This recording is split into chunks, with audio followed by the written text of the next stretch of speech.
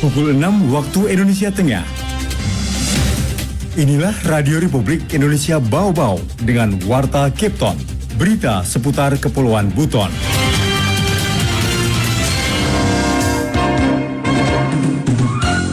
Ancaman itu sudah dekat, ancaman itu sudah ada di sekitar kita, sudah ada di Wamena, sudah ada di dalam rumah kita. Jadi mohon ini menjadi perhatian kita. Jadi untuk pihak Mutia kami sudah keras, jangan sampai Dinas menganggap pembiaran ya.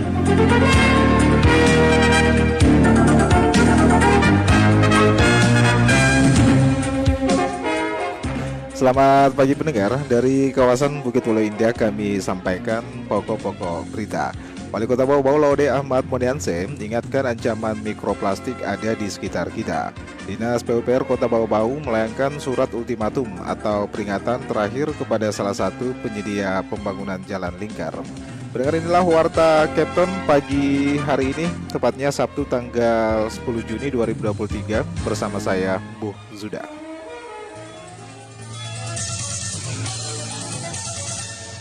Kita awali penyampaian Warta Kepton pagi hari ini. Peringati Hari Peduli Sampah Nasional, Wali Kota Bau-Bau Laude Ahmad Monianse ingatkan ancaman mikroplastik ada di sekitar kita. Mengenai hal itu, Hairul Mulku melaporkan. Ancaman itu sudah dekat, ancaman itu sudah ada di sekitar kita, sudah ada di Wamena, sudah ada di dalam rumah kita. Jadi mohon ini menjadi perhatian kita. Wali Kota Bau-Bau Laude Ahmad Monianse mengingatkan ancaman mikroplastik sudah ada di sekitar kita. Bahkan bukan tidak mungkin komoditi perikanan yang kita konsumsi setiap harinya sudah terpapar kandungan mikroplastik. Hal itu diungkapkan Ahmad Monianse bersamaan dengan peringatan Hari Lingkungan Hidup Sedunia tahun 2023 tingkat Kota Bau-Bau yang dipusatkan di alun-alun Kota Mara, Bau-Bau, Jumat pagi. Plastik yang terapung di lautan terpapar ultraviolet sehingga terjadi fotodegradasi dan terpecah kecil-kecil yang bisa dengan sengaja atau tidak sengaja dimakan oleh hewan laut. Bisa dimakan secara sengaja oleh binatang laut atau tidak sengaja, terus saling memangsa dan pada akhirnya ujungnya ada di pasar Romeo. Dan kita sudah dropper. Ini satu hal yang perlu saya sampaikan, agar kita merasa bahwa ancaman itu sudah dekat, ancaman itu sudah ada di sekitar kita. Jangan sampai kita merasa bahwa pidato Ibu Menteri tadi masih jauh, masih di Nairobi, masih di Afrika, masih di Amerika Latin. Tidak, sudah ada di Wamena, sudah ada di dalam rumah kita. Jadi mohon ini menjadi perhatian kita. Di tempat yang sama, Kepala Dinas Lingkungan Hidup Kota Bau-Bau Halvia menyebutkan solusi penanganan sampah plastik yang dibutuhkan saat ini adalah pengurangan penggunaan plastik sekali pakai di semua tingkatan. Kita berusaha rapat-rapat di kami sebenarnya di posisi rapat seperti ini kami tidak menggunakan lagi dos, kita gunakan yang mengurangi sampah plastik meskipun kita tidak bisa hindari kadang-kadang masih ada plastiknya, tapi sebisa mungkin kita untuk menghindari dengan melakukan perasmanan kemudian pemakaian gelas yang bisa dicuci ulang, didaur ulang atau kita gunakan tumbler. Bahkan kata Halvia, untuk rumah tangga sebaiknya ketika berbelanja membawa tempat belanjaan sendiri dengan bahan ramah lingkungan. Misalnya seperti yang digunakan para pendahulu yakni balase atau tempat-tempat yang terbuat dari anyaman daun nipah. Kedepan Pemkot Bau-Bau secara perlahan akan melakukan penarikan biaya bagi barang belanjaan yang mengandung plastik di pusat-pusat perbelanjaan. Reporter RRI Bau-Bau, Hairul Mulku melaporkan. Pendengar, Dinas PUPR Kota Bau-Bau melayangkan surat ultimatum atau peringatan terakhir kepada salah satu penyedia pembangunan jalan lingkar untuk memperbaiki 2 titik jalan amblas pada awal Mei lalu. Mengenai itu, Afriansa melaporkan. Jadi untuk pihak Mutia kami sudah keras, jangan sampai Dinas menganggap pembiaran ya. Tentunya. Dinas Pekerjaan Umum dan Penataan Ruang PUPR Kota Bau-Bau melayangkan surat ultimatum atau peringatan terakhir kepada PT Meutia Segar. Perusahaan tersebut merupakan penyedia yang bertanggung jawab untuk memperbaiki 2 titik jalan lingkar ruas Bukit Asri Batu Popi yang amblas pada awal Mei 2023 lalu. Sekretaris Dinas PUPR Bau-Bau Nasrun mengatakan, sampai saat ini PT Meutia Segar belum melakukan penanganan jalan amblas. Karena itu pihaknya melayangkan surat ultimatum untuk segera melakukan upaya perbaikan dengan batas waktu 3 kali 24 jam karena pekerjaan penyedia itu masih dalam masa retensi selama 6 bulan. Jadi di rapat terakhir kami kemarin itu kami tidak lagi main-main. Jadi ini kita sudah bersurat kepada penyedianya PT Mutia Segar untuk mengambil langkah taksi batas 3 kali 24 jam. Dari itu mulai hari ini. Surat itu sudah berjalan, jadi 3 kali 24 jam. Kalau ini tidak dilakukan tentu kami mengambil langkah. Karena uangnya masih ada. Ini kan masih masa retensi 6 bulan. Dikatakan Nasron, ultimatum diberikan karena sudah 3 kali pihaknya menggelar rapat untuk perbaikan jalan amblas itu, namun PT Mutia Segar belum melakukan action perbaikan.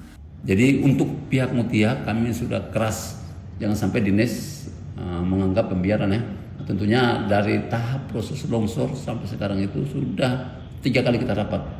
Rapat terakhir kemarin ketiga itu kami sudah tegas untuk mengultimatum pihak penyedia untuk segera melaksanakan pekerjaan itu, menyelesaikan pekerjaan sehingga ini bisa berfungsi kembali.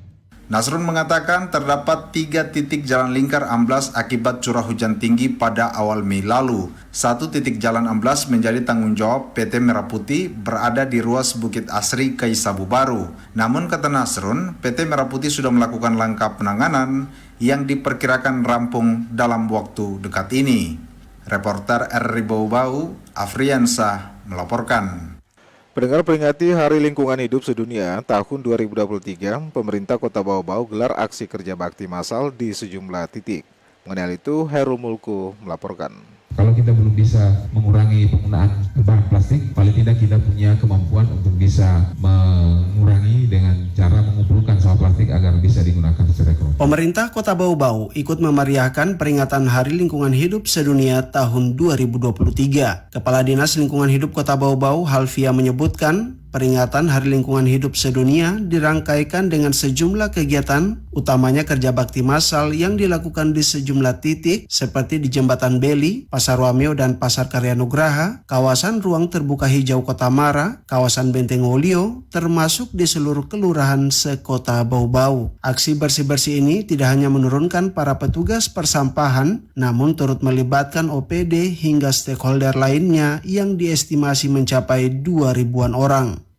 Jadi kami memang dari 5 Juni itu sudah ada rangkaian-rangkaian yang kami laksanakan dalam kerangka untuk mendukung tema yang telah dilaksanakan oleh Kementerian Lingkungan Hidup dan Kehutanan Republik Indonesia. Temanya itu solusi penanganan sampah plastik. Jadi memang titik tumpu kita adalah penanganan sampah plastik yang memang semakin tahun itu semakin bertambah dan sangat besar jumlahnya.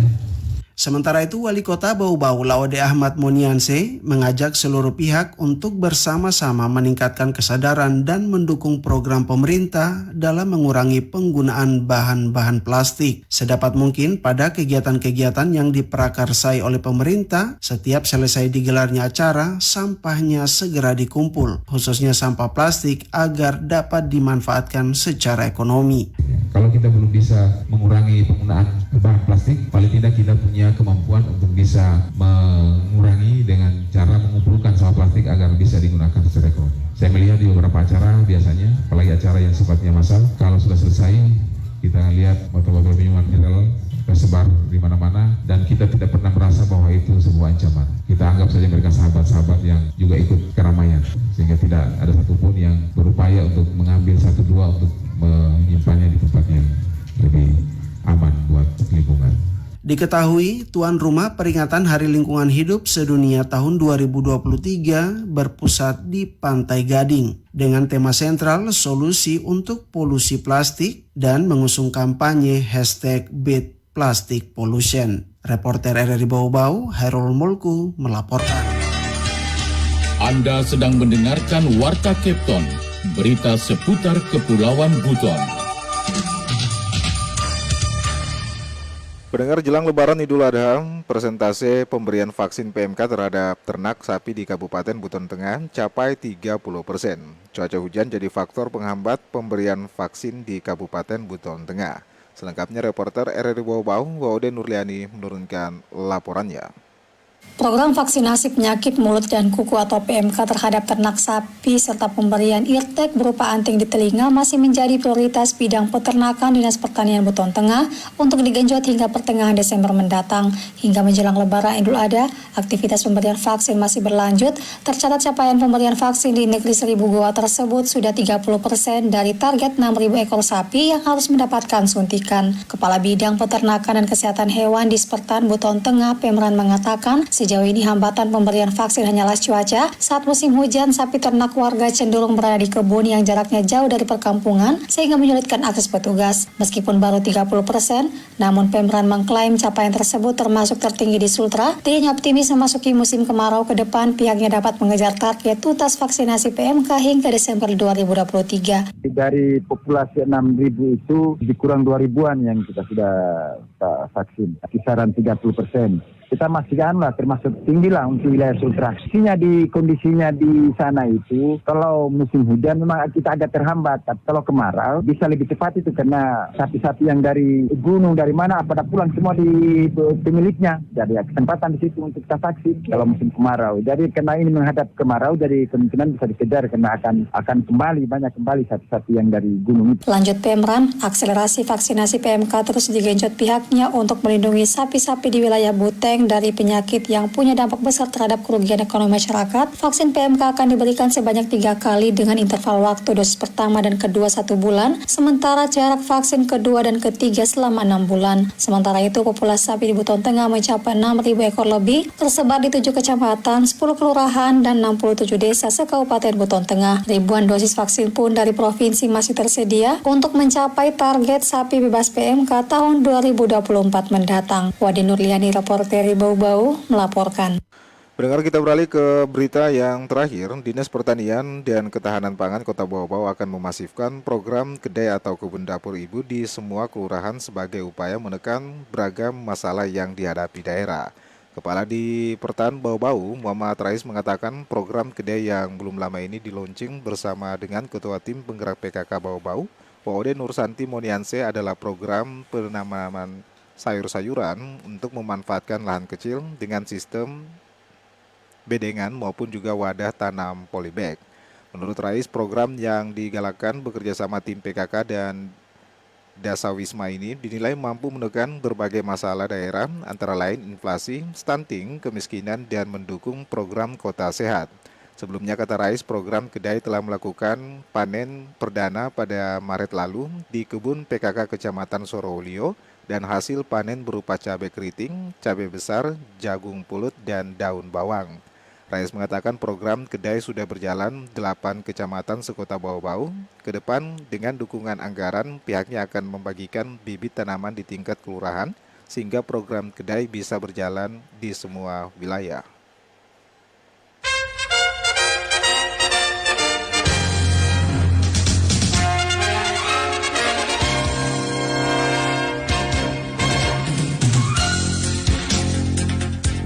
Pendengar, sebelum kami akhiri, kembali kami sampaikan pokok-pokok berita. Wali Kota Bau-Bau Laude Ahmad Monianse ingatkan ancaman mikroplastik ada di sekitar kita. Dinas PUPR Kota Bau-Bau melayangkan surat ultimatum atau peringatan terakhir kepada salah satu penyedia pembangunan jalan lingkar. Pendengar, demikianlah Warta Kepton pagi hari ini. Mewakili kerabat kerja yang bertugas, kami ucapkan terima kasih atas perhatian Anda. Selamat pagi dan selamat berakhir pekan.